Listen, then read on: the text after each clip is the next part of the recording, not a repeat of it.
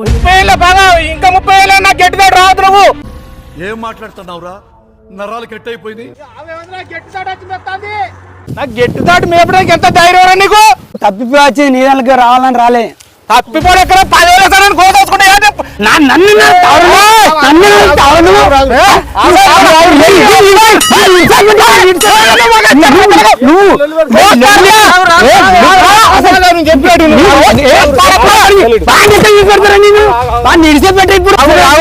మాట్లాడతా. 30 ఏళ్ళ కింది పగ అంటున్నావు. నీకు 30 సంవత్సరాల్లో ఇంకా 30 ఏళ్ళు అయితే నువ్వు ముసలి అయితే నువ్వు సాధించిందే ఉన్నది.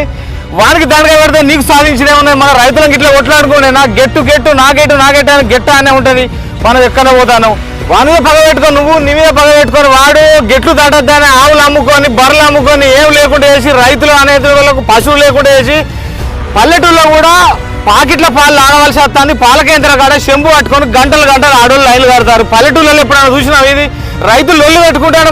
ఇది మనకు అవమానం నష్టం. ఇది మనకు రైతుల వాటిలో ఆటోల వాటిలో ఉండద్దు. పగలు పరిష్కారాలు పెంచుకొని జీవితాంతం మీరు కొట్టుకుంటూనే ఉంటే ఎన్నడూ మనం సాధించలే ఉన్నది. ఇక ముసలి అయ్యాక మనం మన పిల్లలు వాళ్ళు ఇదేనా?